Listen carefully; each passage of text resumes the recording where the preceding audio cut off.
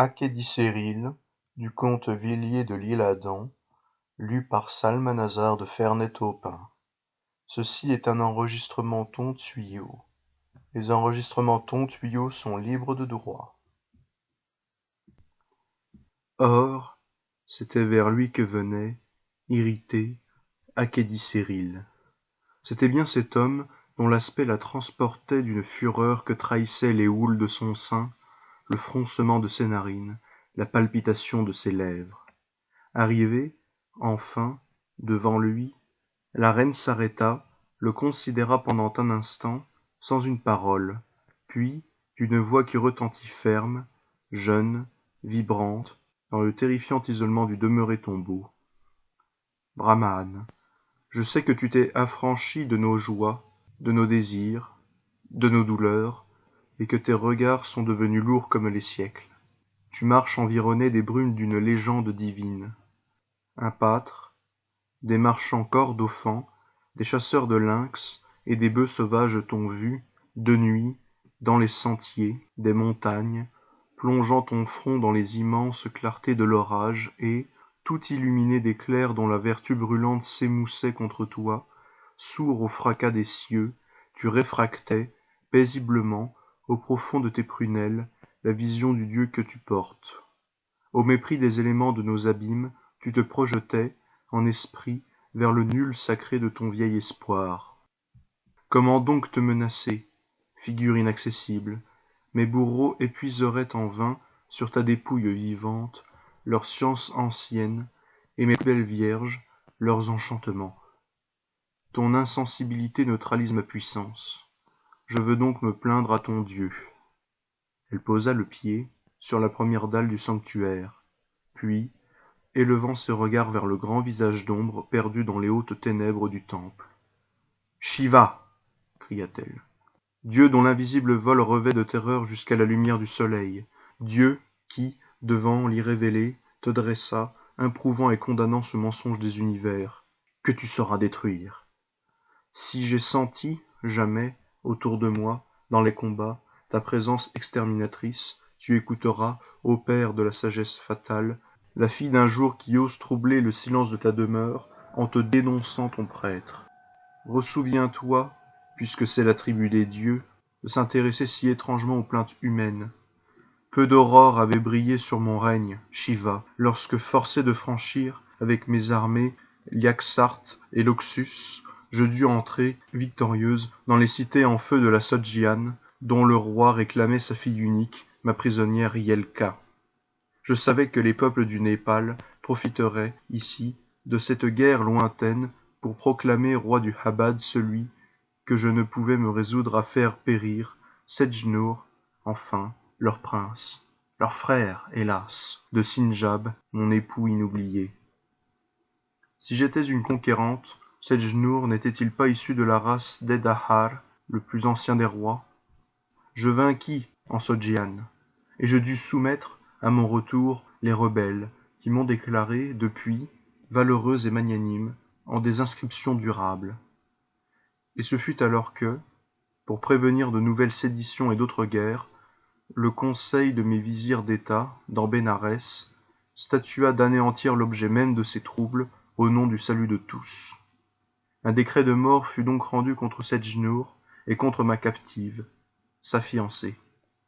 Et l'Inde m'adjura d'en hâter l'exécution pour s'assurer, enfin, la stabilité de mon trône et de la paix. En cette alternative, mon orgueil frémissant refusa de se diminuer en bravant les remords d'un tel crime. Qu'ils fussent mes captifs, je m'accordais avec tristesse, ô Dieu des méditations désespérées, cette inévitable iniquité. Mais qu'ils devinssent mes victimes, lâcheté d'un cœur ingrat, dont le seul souvenir eût à jamais flétri toutes les fiertés de mon être. Et puis, ô Dieu des victoires, je ne suis point cruel, comme les filles des riches Parsis, dont l'ennui se plaît à voir mourir.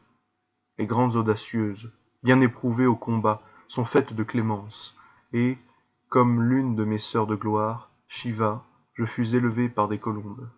Cependant, l'existence de ces enfants était un constant péril. Il fallait choisir entre leur mort et tout le sang généreux de leur cause, sans doute, ferait verser encore. Avais-je le droit de les laisser vivre, moi, reine? Ah! Je me résolus, du moins, de les voir, une fois, de mes yeux, pour juger s'ils étaient dignes de l'anxiété dont se tourmentait mon âme.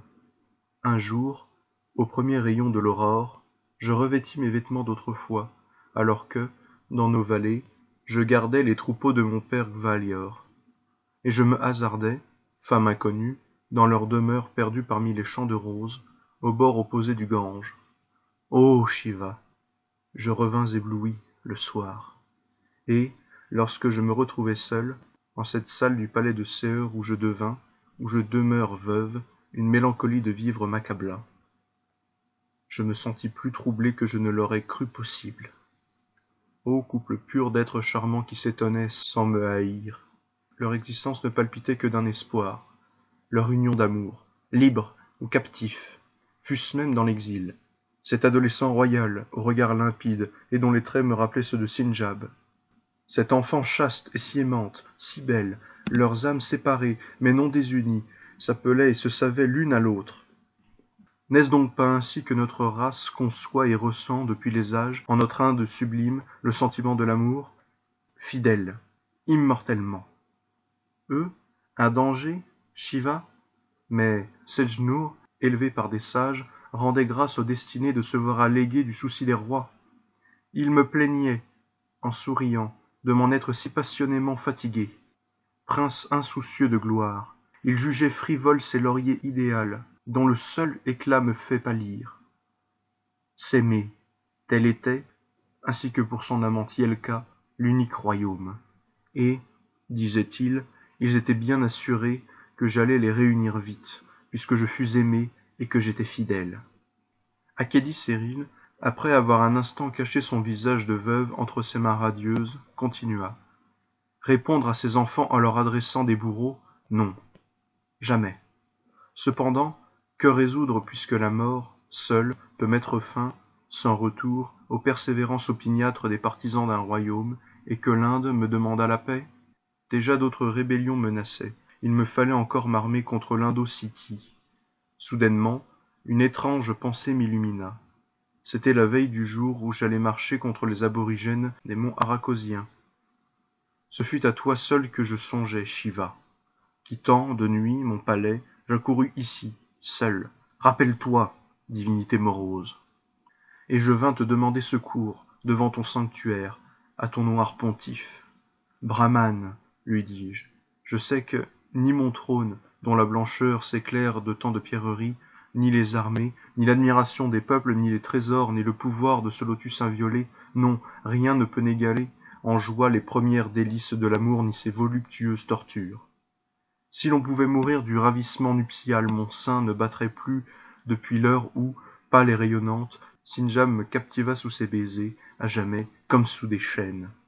Cependant, si, par quelque enchantement, il était possible que ces enfants condamnés mourussent d'une joie si vive, si pénétrante, si encore inéprouvée que cette mort leur sembla plus désirable que la vie, oui, par l'une de ces magies qui nous dissipent contre des ombres, si tu pouvais augmenter leur amour même, l'exalter, par quelque vertu de Shiva, d'un embrasement de désir, peut-être le feu de leur premier transport suffirait-il pour consumer les liens de leurs sens en un évanouissement sans réveil. Ah! Si cette mort céleste était réalisable, ne serait-elle pas une conciliatrice? Puisqu'ils se la donneraient à eux-mêmes, seuls, elle me semblait digne de leur douceur et de leur beauté. Ce fut à ces paroles que cette bouche de nuit, engageant ta promesse divine, me répondit avec tranquillité. Reine, j'accomplirai ton désir. Sur cette assurance de ton prêtre, accès libre lui fut laissé, par mes ordres, des palais de mes captifs. Consolé d'avance par la beauté de mon crime, je me départis en armes, l'aube suivante, vers l'Arakosi, d'où je reviens, victorieuse encore, Shiva, grâce à ton ombre et à mes guerriers, ce soir. Or, tout à l'heure, au franchir des citadelles, j'eus souci de la fatale merveille, sans doute accomplie durant mon éloignement. Déjà songeuse d'offrandes sacrées, je contemplais les dehors de ce temple, lorsque les Paoch, apparus, m'ont révélé qu'elle fut, envers moi, la duplicité de ce très vieux homme-ci. La souveraine veuve regarda le fakir. À peine si sa voix décelait, en de légers tremblements, la fureur qu'elle dominait.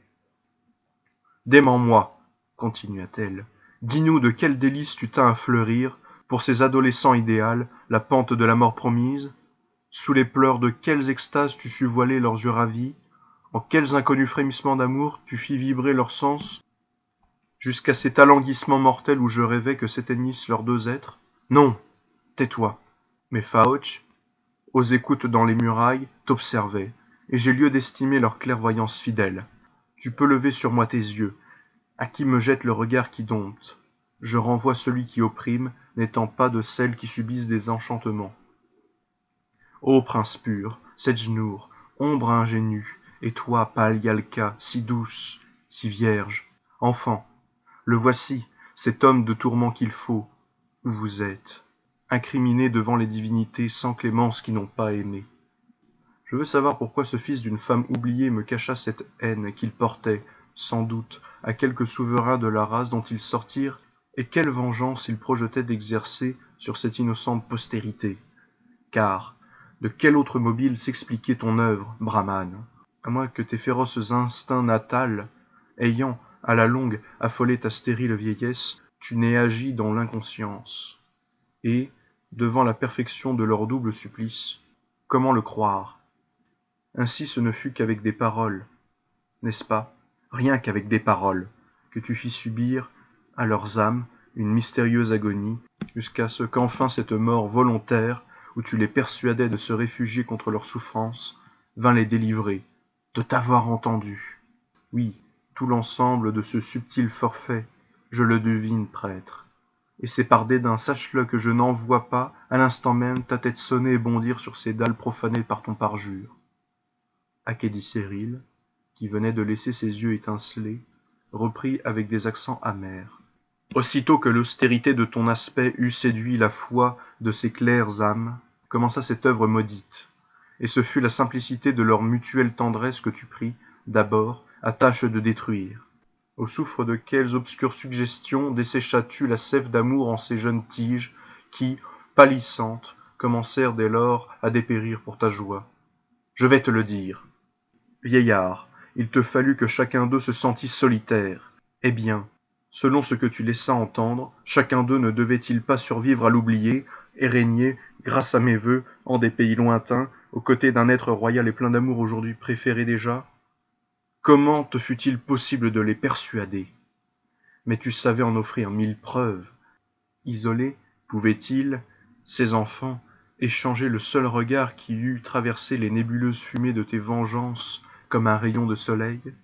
Non, non, tu triomphais, et, tout à l'heure, je t'apprendrai, te dis-je, par quel redoutable artifice, et le feu chaste de leurs veines, attisé, sans cesse, par le ravage des jalousies, par la mélancolie de l'abandon, tu sus en irriter les désirs jusqu'à les rendre follement charnels, à cause de cette croyance où tu plongeais leur cœur, l'impossibilité de toute possession l'un de l'autre. Entre leurs demeures, chaque jour, passant le Gange, tu te faisais, sur les eaux saintes, une sorte d'effrayant messager de pleurs, d'épouvante, d'illusions mortes et d'adieux. Ah, les délations de mes Faodj sont profondes. Elles m'ont éclairé sur certaines détestables puissances dont tu disposes. Ils ont attesté, en un serment, et des vaches, des expiations éternelles, que nulle arme n'est redoutable auprès de l'usage où ton noir génie sait plier la parole des vivants. Sur ta langue, affirme-t-il, s'entrecroisent, à ton gré, des éclairs plus fallacieux, plus éblouissants et plus meurtriers que ceux qui jaillissent, dans les batailles, des feintes de nos cimetières. Et, lorsqu'un esprit funeste agite sa torche au fond de tes desseins, cet art, ce pouvoir plutôt, se résout d'abord en... La reine, ici, fermant à demi les paupières, semble à suivre, d'une lueur, entre ses cils, dans les vagues ténèbres du temple, un fil invisible, perdu, flottant, et, symbolisant ainsi l'analyse où ses pensées s'aventuraient, elle lissa, de deux de ses doigts fins et pâles, le bout de l'un de ses sourcils, et étendant l'autre main vers le brame, en des suppositions lointaines, motivé subtilement et suivi d'affreux silences. Puis, les inflexions très singulières de ta voix éveillent on ne sait quelles angoisses dont tu épis sans trêve l'ombre passant sur les fronts. Alors, mystère de toute raison vaincue, d'étranges consonances, oui, presque nulles de signification, et dont les magiques secrets te sont familiers, te suffisent pour effleurer nos esprits d'insaisissables, de glaçantes inquiétudes, de si troubles soupçons qu'une anxiété inconnue oppresse, bientôt, ceux-là même dont la défiance, en éveil, commençait à te regarder fixement. Il est trop tard.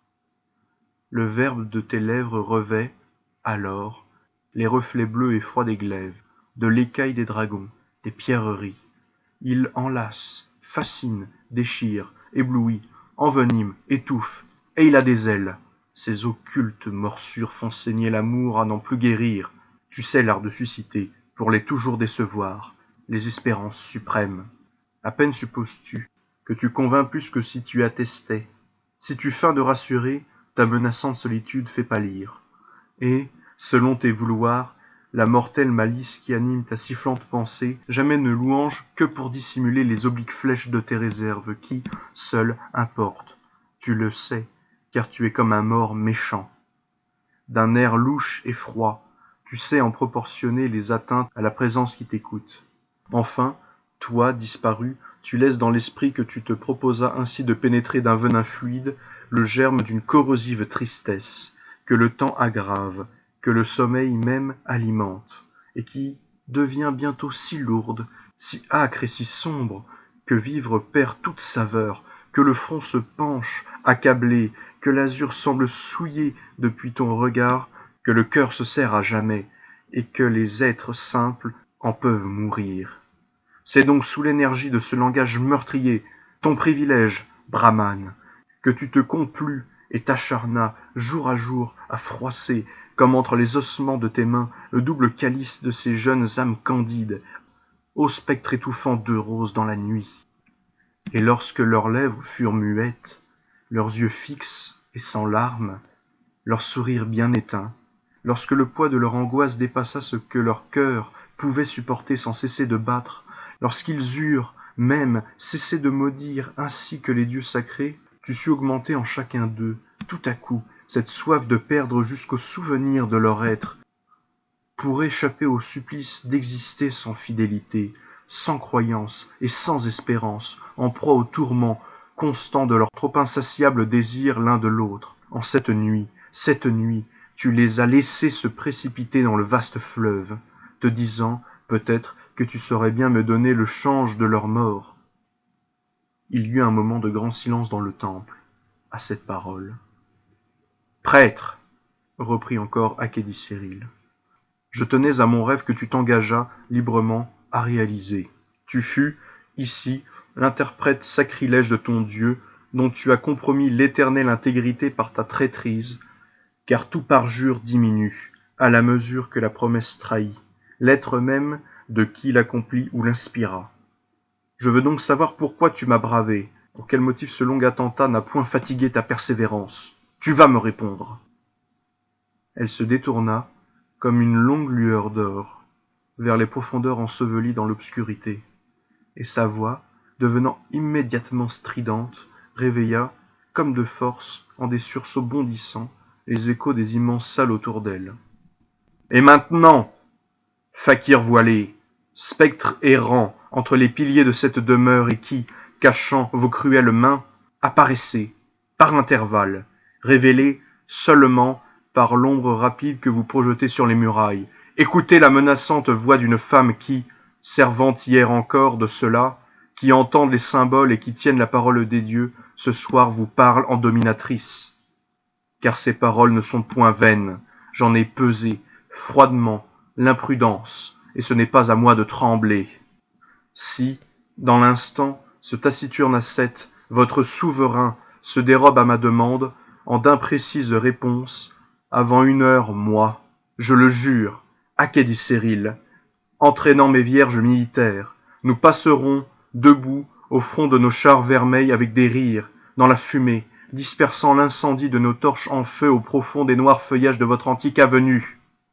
Ma puissante armée, encore ivre de triomphe, et qui en est aux portes de Bénarès, entrera dans la ville sur mon appel.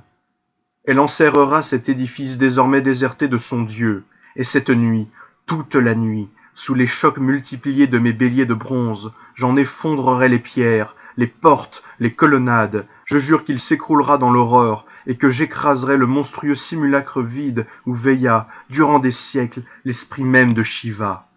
Mes milices, dont le nombre est terrible, avec leurs lourdes massues d'airain, les auront broyés, pêle-mêle, ces blocs rocheux avant que le soleil de demain, si demain nous éclaire, ait atteint le haut du ciel. Et le soir, lorsque le vent, venu de mes monts lointains, devant qui les autres de la terre s'humilient, aura dispersé tout ce vaste nuage de vaine poussière à travers les plaines, les vallées et les bois du Habad, je reviendrai, moi, vengeresse, avec mes guerrières, sur nos noirs éléphants, fouler le sol où s'éleva le vieux temple. Couronnés de frais lotus et de roses, elles et moi, sur ces ruines, nous entrechoquerons nos coupes d'or, en criant, aux étoiles, avec des chants de victoire et d'amour, les noms des deux ombres vengées. Et ceci, pendant que mes exécuteurs enverront, l'une après l'autre, du haut des amoncellements qui pourront subsister encore des parvis dévastés, vos têtes et vos âmes roulées en ce néant originel que votre espoir imagine. J'ai dit. La reine Akédicérile, le sein palpitant, la bouche frémissante, abaissant les paupières sur ses grands yeux bleus tout en flammes, se tut. Alors le serviteur de Shiva, tournant vers elle sa blême face de granit, lui répondit d'une voix sans timbre. Jeune reine, devant l'usage que nous faisons de la vie, penses-tu nous faire de la mort une menace? Tu nous envoyas des trésors, semés dédaigneusement par nos saints, sur les degrés de ce temple, où nul mendiant de l'Inde n'ose venir les ramasser. Tu parles de détruire cette demeure sainte, beau loisir, et digne de tes destinées, que d'exhorter des soldats sans penser à pulvériser de vaines pierres. L'esprit qui anime et pénètre ces pierres est le seul temple qu'elles représentent.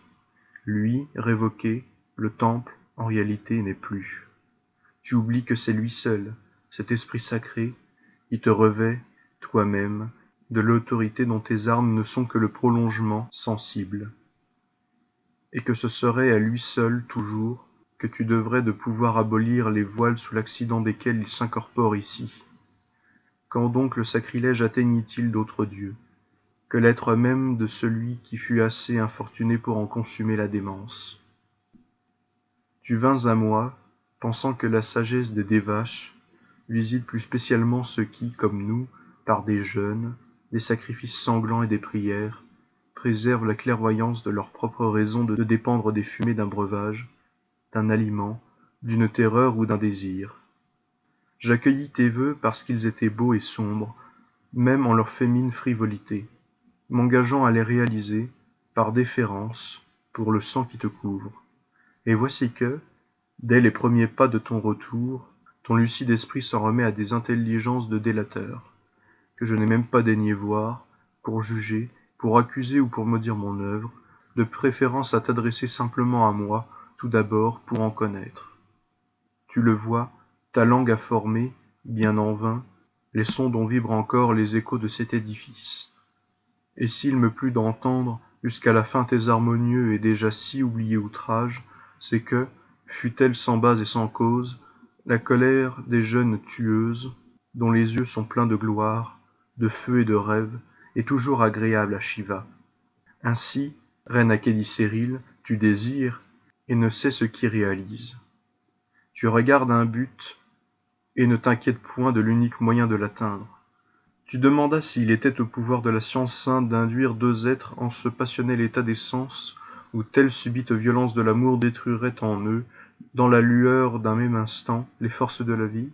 Vraiment, quels autres enchantements qu'une réflexion toute naturelle devrais-je mettre en œuvre pour satisfaire à l'imaginaire de ce dessein? Écoute, et daigne te souvenir. Lorsque tu accordas la fleur de toi-même au jeune époux, lorsque Sinjab te cueillit en des étreintes radieuses, jamais nulle vierge, t'écriais-tu, n'a frémi de plus ardentes délices, et ta stupeur, selon ce que tu m'attestas, était d'avoir survécu à ce grave ravissement.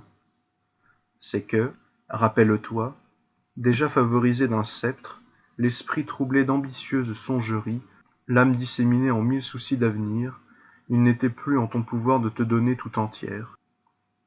Chacune de ces choses retenait, au fond de ta mémoire, un peu de ton être, et, ne t'appartenant plus en totalité, tu te ressaisissais obscurément et malgré toi, jusqu'en ce conjugal charme de l'embrassement, aux attirances de ces choses étrangères à l'amour.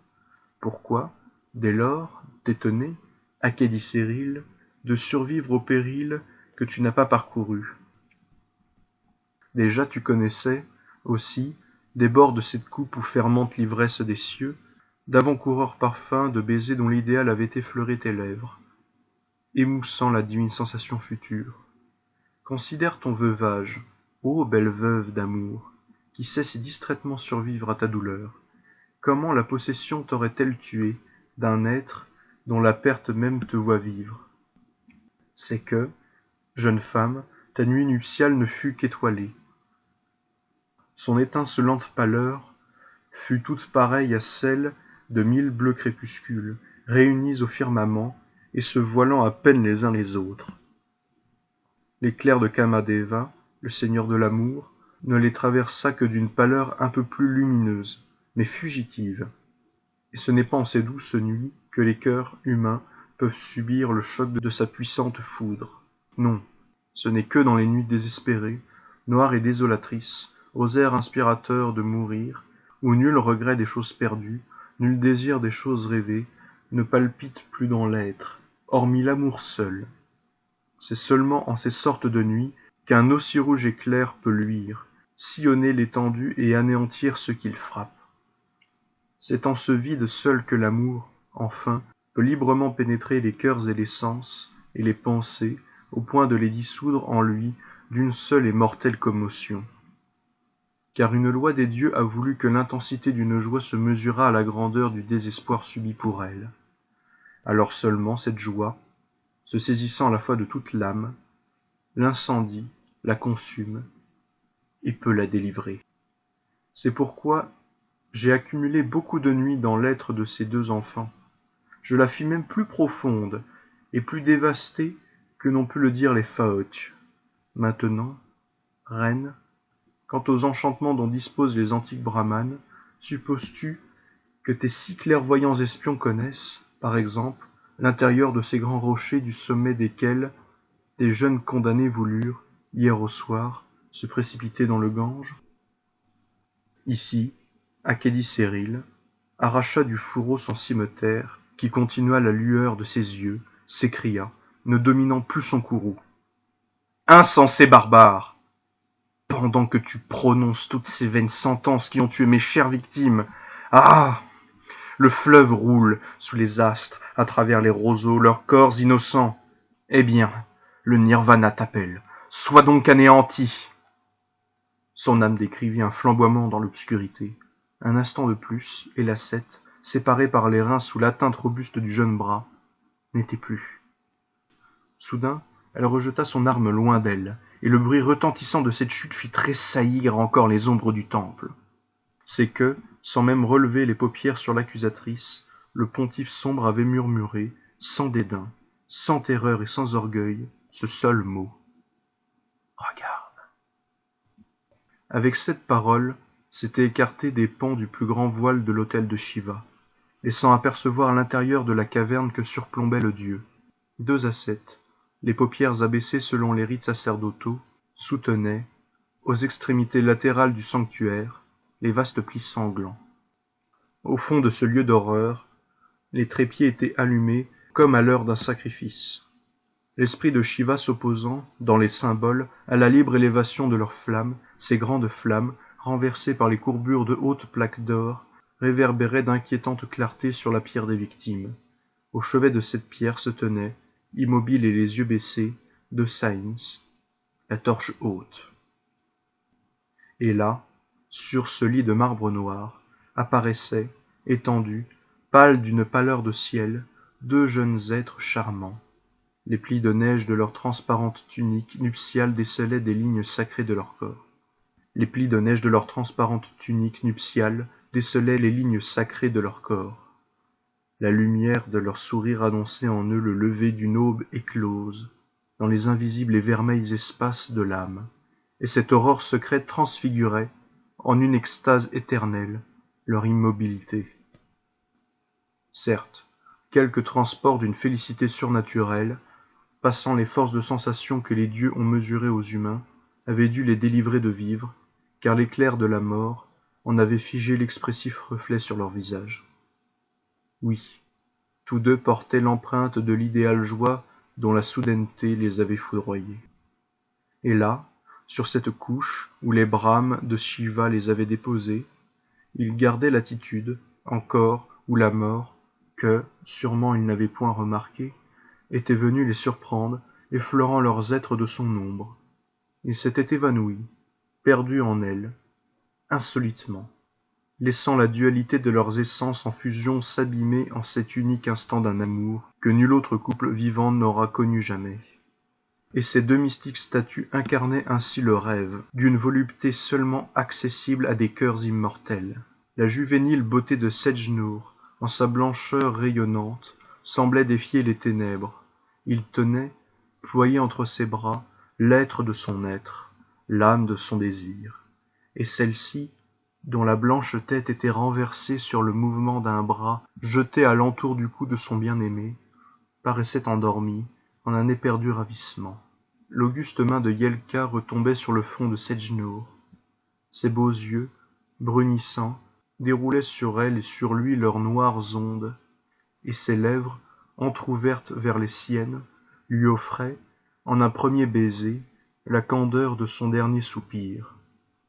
Elle avait voulu, sans doute, attirer, dans un double effort, la bouche de son amant vers la fleur de ses lèvres, lui faisant ainsi subir, en même temps, ce subtil et cher parfum de son sein virginal qu'elle pressait encore contre cette poitrine adorée. Et c'était au moment même où toutes les défaillances, où tous les adieux, toutes les tortures d'âme s'effaçaient à peine sous le mutuel transport de leur soudaine union. Oui, la résurrection, trop subitement délicieuse, de tant d'inespérée et pure ivresse, le contre-coup de cette effusion enchantée, l'intime choc de ce fulgurant baiser, que tous deux croyaient à jamais irréalisable, les avait emportés, d'un seul coup d'aile, hors de cette vie, dans le ciel de leurs propres songes. Et, certes, le supplice eût été, pour eux, de survivre à cet instant non pareil. Akédicérile considérait, en silence, l'œuvre merveilleuse du grand prêtre de Shiva. Penses-tu que si les Devaches te conféraient le pouvoir de les éveiller, ces délivrés daigneraient accepter encore la vie? Dit l'impénétrable fakir d'un accent dont l'ironie austère triomphait. Vois, reine, te voici leur envieuse. Elle ne répondit pas. Une émotion sublime voilait ses yeux. Elle admirait, se joignant les mains sur une épaule, l'accomplissement de son rêve inouï. Soudainement, un immense murmure, la rugissante houle d'une multitude et de longs bruissements d'armes, troublant sa contemplation, se firent entendre de l'extérieur du temple, dont les portails roulèrent, lourdement, sur les dalles intérieures. Sur le seuil, n'osant entrer en apercevant la reine de Bénarès éclairée encore, au fond du temple, par les flammes du sanctuaire qui s'étaient détournées, les trois vizirs, inclinés, la regardaient, l'air meurtrier. Derrière eux, les guerrières montaient leurs jeunes têtes d'apsaras menaçantes, aux yeux allumés par une inquiétude de ce qu'était devenue leur maîtresse. Elles se contenaient à peine d'envahir la demeure du dieu. Autour d'elles, au loin, l'armée, dans la nuit. Alors, tout se rappelle de la vie, et la mélancolie de sa puissance, et le devoir d'oublier la beauté des rêves, et jusqu'aux adieux de l'amour perdu. Tout l'esclavage, enfin, de la gloire, gonfla, d'un profond soupir, le sein d'Akédicérile. Et les deux premières larmes, les dernières aussi, de sa vie, brillèrent, en gouttes de rosée, sur les lits de ses joues divines. Mais, bientôt, ce fut comme si un dieu eût passé, redressant sa haute taille sur la marche suprême de l'autel. « Vice-roi, vizir et sovaris du Habad !» cria-t-elle de cette voix connue dans les mêlées et que répercutèrent toutes les colonnades du sombre édifice. « Vous avez décidé la mort d'un prince, héritier du trône de Séeur. Depuis la mort de Sinjab, mon époux royal, vous avez condamné à périr Sejnour, et voici sa fiancée Yelka, princesse de cette riche région, soumise, enfin, par nos armes. Les voici. Récitez la prière pour les ombres généreuses qui, dans l'abîme de l'esprit, s'efforcent vers le Shvarga divin. Chantez, pour elles, guerrières, et vous, ô chers guerriers, l'hymne du Yadnur Veda, la parole du bonheur. Que l'Inde, sous mon règne, hélas, enfin à ce prix pacifié, refleurisse, à l'image de son lotus, l'éternelle fleur, mais qu'aussi les cœurs se serrent de ceux dont l'âme est grave, car cette grandeur de l'Asie s'est évanouie sur cette pierre. La sublime race des Bahar est éteinte.